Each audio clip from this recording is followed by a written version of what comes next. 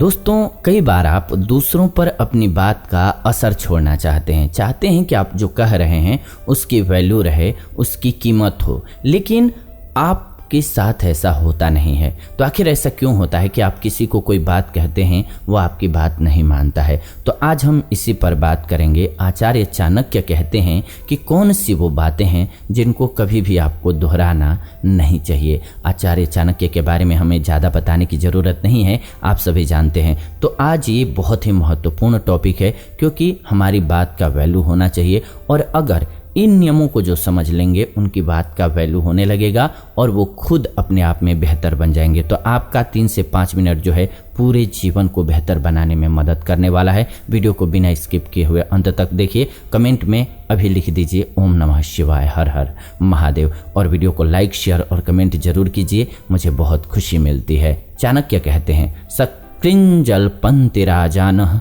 सकृञ्जल पंति पंडिताः सत्कृत कन्याः प्रदीयन्ते तृणेतानि सकृत सकृत। राजा को सिर्फ एक ही बार आज्ञा या फिर आदेश देना सही रहता है। जी हाँ, ऐसा क्यों?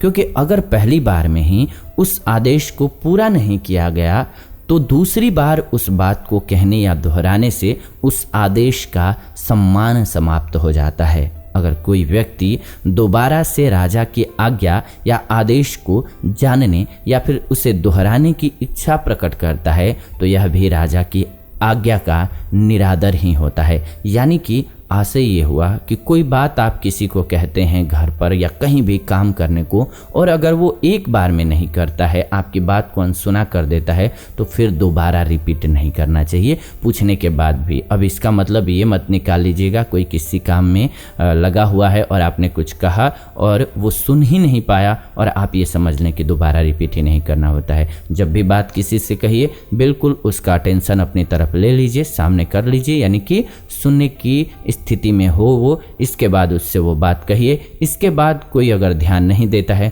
तो दोबारा कभी भी रिपीट नहीं करना चाहिए। चाणक्य के अनुसार पंडितों और पुरोहितों द्वारा किए गए मंत्रोच्चारण को पहली बार में ही अच्छे से ध्यानपूर्वक सुनना और समझना चाहिए, क्योंकि उनकी प्रतिज्ञा दृढ़ रहती है। अगर मंत्रों का उच्चारण दोबारा किया जाए तो उन मंत्रों का अर्थ बदल जाता है।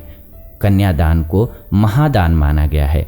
चाणक्य के अनुसार कन्यादान भी जीवन में एक ही बार करना चाहिए, और कन्यादान को पूरे मन और श्रद्धा से करना चाहिए, कभी भी अधूरे मन से नहीं करना चाहिए। चौथी बात चाणक्य ने बताई है कि मनुष्य को जीवन भी एक ही बार मिलता है, इसलिए उसे पूरी समझदारी के साथ व्यतीत करना चाहिए।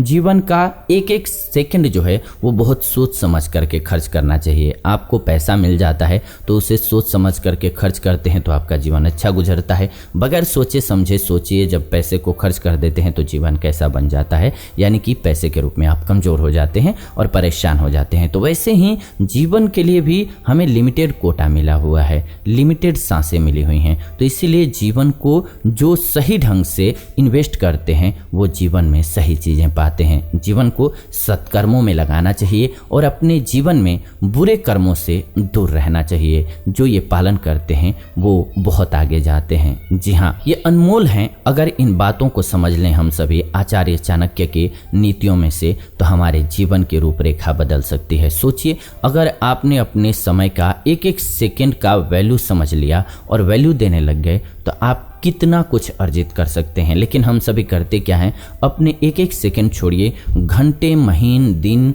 नहीं बल्कि सालों को ऐसे व्यर्थ में गंवा देते हैं, यानी कि बिना किसी टारगेट, बिना किसी लक्ष्य की तरफ बढ़े हुए, बिना किसी सत्कर्म को किए हुए एवं ही गंवा देते हैं। और वही लोग फिर बाद में कंप्लेन करते हैं कि जीवन में कुछ हासिल नहीं हो रहा है। लेकिन जो इसकी वैल्यू समझ पाते हैं, पल पल अपने एक एक सेकंड को अपने काम में लगा देते हैं, वो दुनिया में नाम ही नहीं करते हैं बल्कि दुनिया के लिए कुछ काम करके जाते हैं। तो उम्मीद करते हैं कि आपको ये वीडियो बेहद पसंद आई होगी। ऐसी ही नई वीडियो के लिए चैनल को सब्सक्राइब कर लीजिए, बेल नोटिफिकेशन को ऑन कर लीजिए ताकि नई वीडियो आपको सबसे पहले मिले। ये वीडियो आप सभी देख रहे थे जीवन जीने की कला स्पिरिचुअल चैनल के माध्यम से। ऐसी ही नई वीडियो के लिए हमारे साथ बने रहिए। उम्मीद करते हैं आपको वीडियो बेहद पसंद आई होगी। वीडियो को प्लीज़ लाइक कीजिए, शेयर कीजिए व्हाट्सएप पे, फेसबुक पे, ताकि सभी को ये अच्छी जानकारी मिल सके, आप उनके जीवन में कम से कम इतने भागीदार तो बन ही सकते हैं। और कमेंट में ज़रूर लिखिए ओम नमः शिवाय, हर हर महादेव। फिलहाल विदा लेते हैं, जुड़ेंगे नई वीडियो में, तब तक आप सभी खुश रहें, स्वस्थ रहें।